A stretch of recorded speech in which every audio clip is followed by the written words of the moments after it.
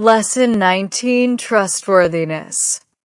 One of the greatest qualities in the sight of God is trustworthiness. A trustworthy person is truthful and honest and can be counted on to keep his or her word. We should not say one thing but do another. Our actions should always reflect our words. When we are trustworthy, others can be sure that we will do our best to fulfill our responsibilities and carry out our duties.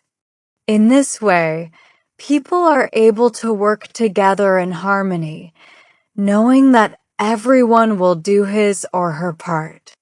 To help us remember the importance of trustworthiness, let us memorize the following quotation. Trustworthiness is the greatest portal leading unto the tranquility and security of the people. Story. Years ago, in the early days of the faith, there were only a small number of Baha'is spread out over several countries. They faced many challenges and often wrote to Abdul-Baha in the Holy Land with news and questions. Their letters traveled over long distances before reaching him, and he would answer each one with great love and care. His words of encouragement strengthened them and cheered their hearts. And so it was crucial that this stream of communication not be disrupted. Now, there lived in the area at the time a Baha'i by the name of Muhammad Taqi. He had come from Persia many years earlier as a young man and had established a small business. Gradually, he became known for his unwavering reliability. So dependable was he that all the mail for Abdul-Baha in the Holy Land and the responses sent abroad passed through the home of Muhammad Taqi. Everyone knew that he could be trusted to make sure each piece of mail was delivered promptly and securely. But then, the enemies of the faith rose up against Abdul-Baha. They became jealous of the love and respect people showed to him.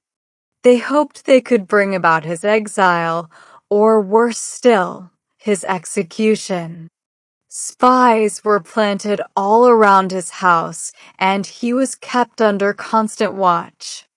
How pleased his enemies would have been if they could have stopped the vow of correspondence and broken the link between Abdul-Baha and the devoted Baha'is in other countries. How much more if they could have stolen some document that could be used to mislead the authorities. Abdul-Baha, however, was not deterred. He could often be seen late into the night, writing by the light of his lamp, for he had ensured a secure means for the receipt and dispatch of mail.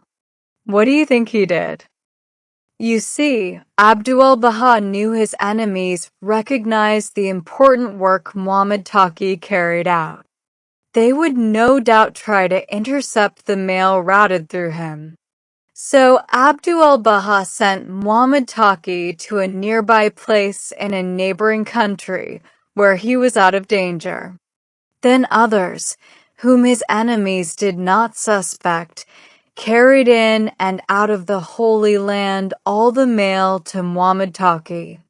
And from this safe spot, he continued to faithfully receive and dispatch mail, never faltering in the trust Abdul-Baha had placed in him.